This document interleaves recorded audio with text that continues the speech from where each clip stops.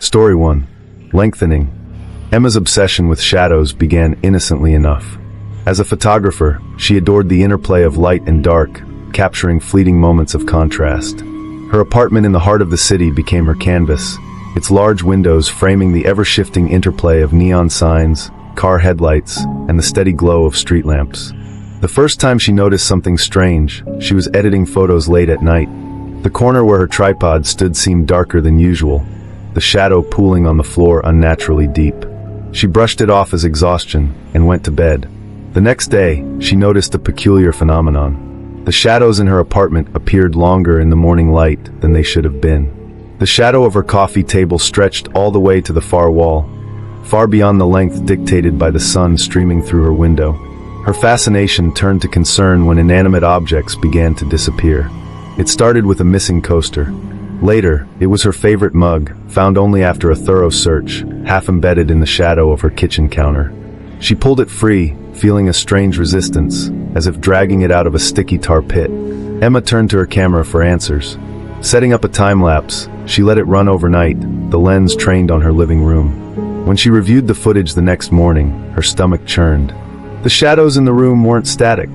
They writhed and stretched like living things, pooling and creeping toward her furniture. Desperate to understand, Emma scoured forums and online communities for anything similar. Amid the conspiracies and pseudoscience, one thread caught her attention: the hungry dark. It described a phenomenon where shadows, left unchecked, could consume objects, people, and even spaces. The warning was clear: once they notice you noticing, they will never stop.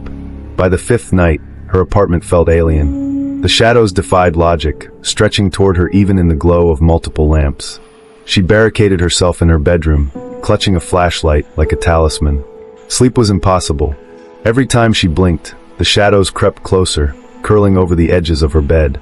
The following day, she visited an old professor of folklore at a nearby university. He listened intently as she described her experiences, his face growing grimmer with each detail. "Shadows are not just an absence of light," he said. "In many cultures, they're seen as the border between this world and another. If they've begun to grow, they've noticed you. And they're hungry." Emma returned home armed with candles, mirrors, and a determination to fight back. She arranged the mirrors to reflect light into every corner of her apartment, creating a fortress of brightness. But the shadows found ways to twist and evade, stretching around the reflections like water around a stone. That night, Emma made a final stand. She set up her camera once more, determined to document whatever happened. She fell asleep clutching her flashlight, its weak beam trembling against the advancing darkness. When the police arrived the next morning, they found the apartment empty. Her belongings were untouched, save for the camera, which had recorded one final image: a massive shadow engulfing the bed, its tendrils curling hungrily over the lens. Story 2. Detachment. Liam had always been a curious child. At 8 years old, he loved exploring the world, asking questions, and playing games of make-believe. But lately, something about his shadow had begun to unsettle him. It started one sunny afternoon while playing hide-and-seek. As he crouched behind the couch, he noticed his shadow wasn't quite right.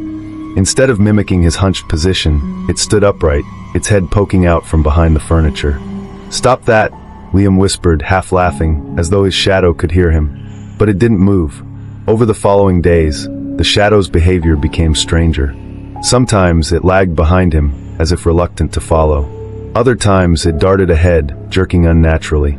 Liam's parents dismissed his concerns, chalking it up to his imagination.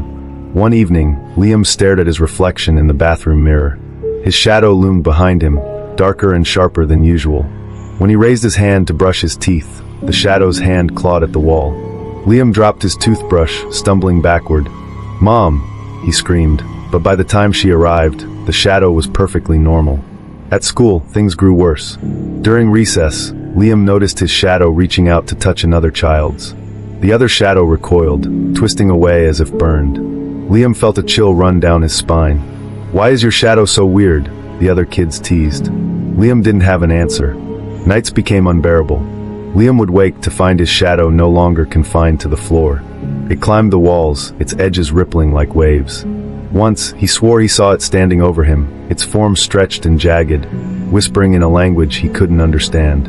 Terrified, his parents took him to a child psychologist. During their sessions, Liam's shadow behaved, mimicking his movements perfectly.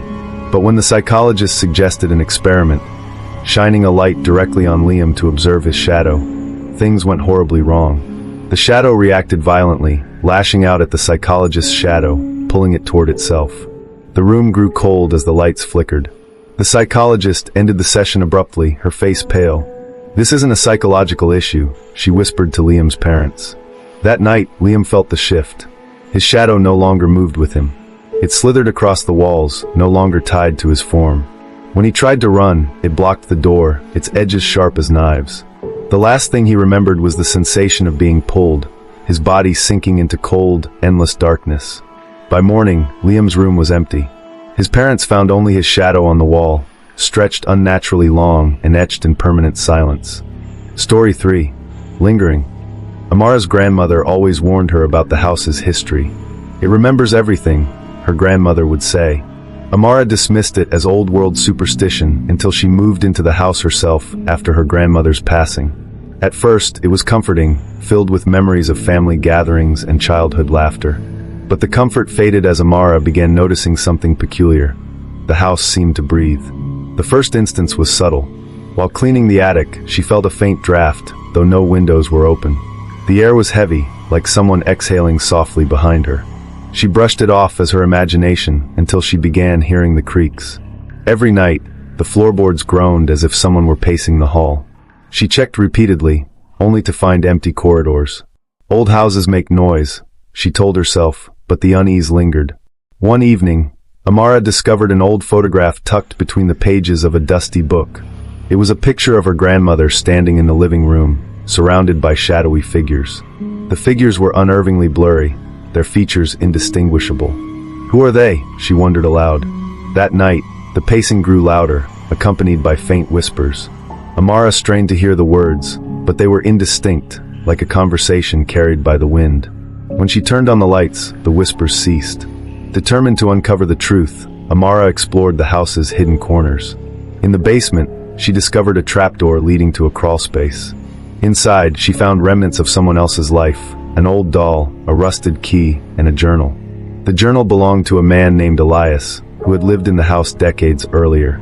His entries grew increasingly erratic, describing strange phenomena. Shadows moving on their own, cold hands brushing against his skin, and the sensation of being watched. The final entry read, "The house knows. I must leave before it takes me." Amara's nights became a waking nightmare. The shadows in her bedroom seemed alive, twisting and reaching toward her. She set up cameras to record while she slept. Reviewing the footage the next morning, her hands shook. The video showed her lying still, while the shadows around her bed writhed like living things. At one point, a dark figure emerged from the corner, standing over her. It leaned in, whispering something inaudible before disappearing. Amara reached out to a local historian, who revealed a chilling history. The house had once been an orphanage, closed after several children vanished.